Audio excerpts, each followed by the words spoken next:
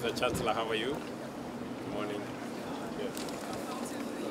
Thank you. Thank you.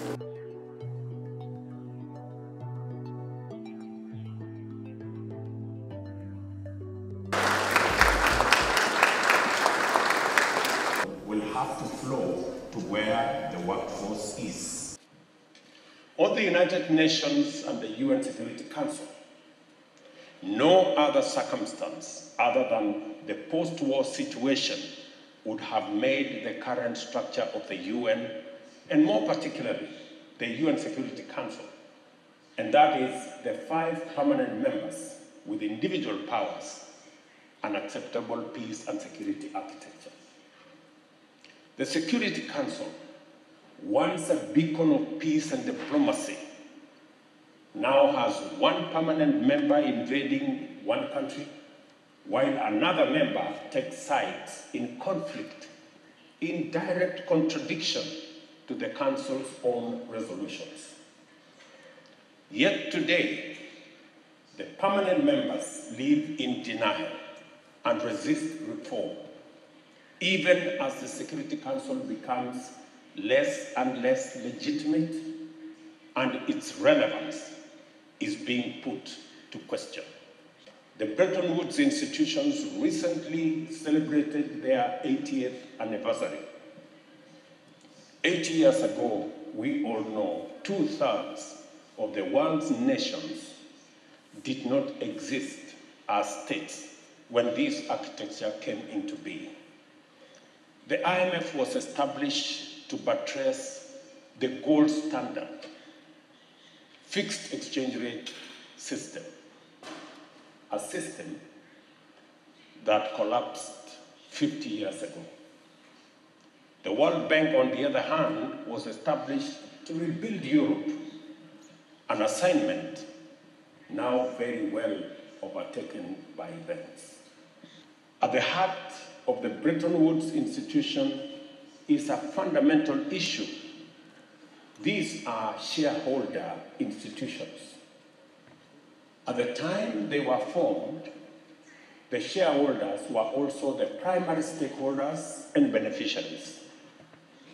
Both the World Bank and IMF have evolved into development finance institutions, but the ownership and power remains with the wealthy countries that they no longer serve. The interests of the shareholders and stakeholders and beneficiaries are at great variance almost all the time. This anomaly became apparently glaring during the IMF SDR issuance, where 64% of allocations ended up in wealthy countries that did not need liquidity support. The crisis is perhaps the most urgent and existential challenge of our time. Africa, despite contributing the least to global emissions, bear the greatest burden through floods, droughts, displacement, and food insecurity. We have scientific consensus that these extreme weather events are human-induced. But even if it were otherwise, decarbonization of the economy is progress in its own right. Conservation of nature and clean air are desirable ends in and of themselves. But 30 COP conferences later, national interests continue to stand in the way of global collective action, notwithstanding the fact that the atmosphere has no national boundaries.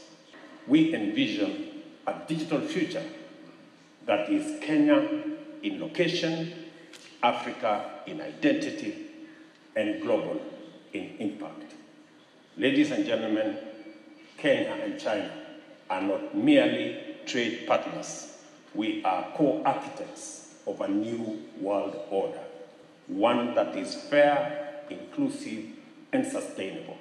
Let us measure our success not in GDP growth or trade volumes, but in how many lives we uplift, how many futures we secure, and how much dignity we restore.